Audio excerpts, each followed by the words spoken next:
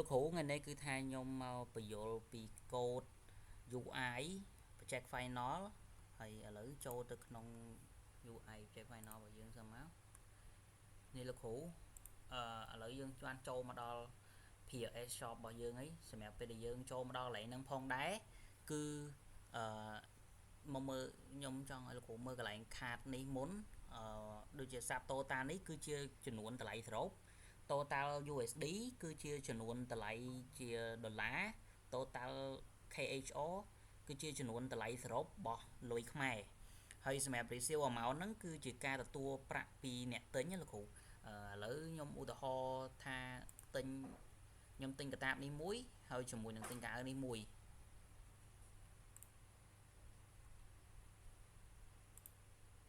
ខ្ញុំទិញកាតាបមួយខ្ញុំទិញកៅអៅនេះមួយហើយដល់ពេលដែលខ្ញុំសម្រាប់ពេលដែលខ្ញុំទិញកាតាបនឹងហើយបើយើងកលេចមកមើលចំនួនតម្លៃសរុបនេះគឺមានចំនួន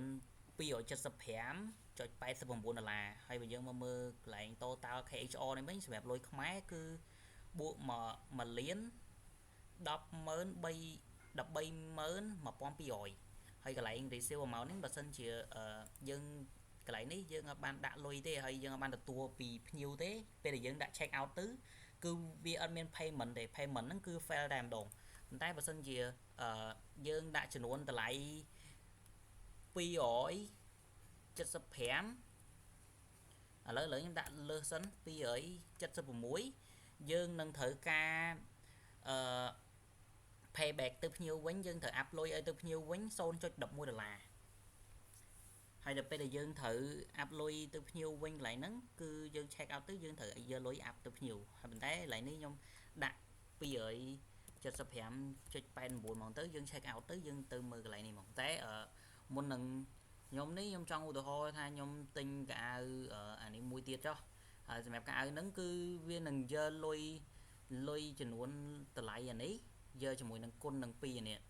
គុណនឹង2ចំនួន category ដែលយើងបានទិញហ្នឹងលោកគ្រូហើយពេលដែលយើងយកទិញ2ហ្នឹងហើយបន្ទាប់មកយើងឃើញតម្លៃវាគឺ331.88ដុល្លារសាប់ total ហ្នឹងអញ្ចឹងយើងដាក់តម្លៃមក331.88ហើយបន្ទាប់មកខ្ញុំ check out មកអានេះគឺយើង check out បានអីគឺយើងទទួលបានចំនួនកៅអៅដែលយើងទិញចំនួនតម្លៃសរុបហើយជាមួយនឹង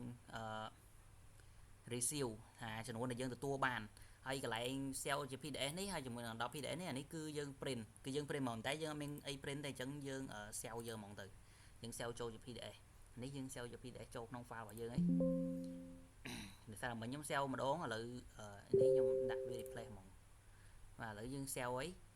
ឡូវចូលទៅមើលបាទឥឡូវស្អីគេណាឥឡូវចូលទៅមើលក្នុង file នេះ PLS shop ចូលទៅមើលក្នុង file ហ្នឹងមកនេះគឺជាចំនួន amount 331ហ្នឹងគឺនៅក្នុងហ្នឹងទាំងអស់